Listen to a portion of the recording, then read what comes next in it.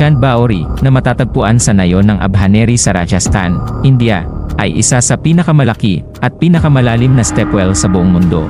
Isa itong kamanghamanghang obra ng arkitektura na may 3,500 makikitid na hagdan na inayos sa eksaktong geometric na pattern sa loob ng 13 palapag. Ang mga hagdan ay nakaayos sa pabaliktad na hugis piramide, na paliit habang papalapit sa ilalim. Itinayo ang Chand Baori ni Haring Chand mula sa dinastyang Nikumbi noong ika-9 na siglo. Isa itong kahangahangang halimbawa ng inhenyeriyang Indian, na may 3,500 makikitid na hagdan na inayos sa eksaktong geometric na disenyo. Ang stepwell ay may lalim na 13 palapag, na umaabot ng 100 talampakan o 30 metro, at idinisenyo upang magbigay ng tubig sa panahon ng tagtuyot sa rehiyon. Ang disenyo nito ay nagtataglay ng kombinasyon ng praktikalidad at kagandahan.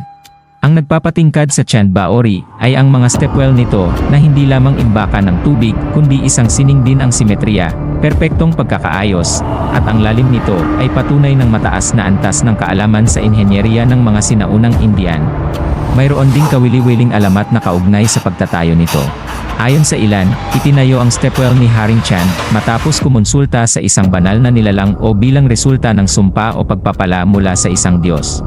Sinasabi ng alamat na itinayo ang balon upang magbigay ng kaligtasan at katuparan sa hiling ng hari na magkaroon ng walang hanggang kapayapaan. Mayroon ding mga kwento na nagsasabing ang balon ay isang templo na inialay sa Diyosa ng tubig. Isa pang lokal na alamat ang nagsasabing may malaking dami ng ginto na nakabaon sa ilalim ng balon, at sinumang magtatangkang tuklasin ang lalim nito ay mabibigyan ng kayamanan ng mga Diyos. Ang bilang ng mga hagdan at ang kanilang perpektong pagkakaayos ay madalas nagdudulot ng haka-haka tungkol sa kanilang nakatagong kahulugan.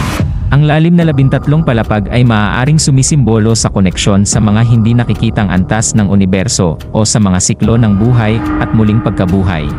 Ayon sa ilang lokal na kwento, ang mga hagdan ay mas malalim pa kaysa sa nakikita ng mata, at may naniniwalang ang balon ay may koneksyon sa ibang dimensyon, isang pintuan papunta sa ilalim ng mundo o sa ibang kaharian. Ang tigang na rehiyon ng Rajasthan ay nakakaranas ng matinding kakulangan sa tubig, lalo na tuwing tag-init. Itinayo si Chand Baori upang solusyonan ang suliraning ito bilang imbakan ng tubig ulan para sa lokal na komunidad. Ang malalim nitong disenyo ay nagbibigay daan upang manatili itong kapaki-pakinabang sa buong taon, at naging mahalagang pinagkukunan ng inuming tubig, lalo na sa matinding init ng disyerto. Sa pinakailalim ng Chand Baori, may maliit na templo na inialay sa mga Diyos-Diyosan ng Hindu at itinuturing na mahalagang bahagi ng kompleks. Ang dedikasyon ng templo sa mga Diyos ng tubig, kabilang si Lord Varuna, ay nagdidiin sa koneksyon ng stepwell sa kabanalan. Sa sinaunang panahon, nagaganap ang mga ritual at seremonya sa loob ng templo na nagdaragdag ng espiritual na aura sa kahangahangang estruktura.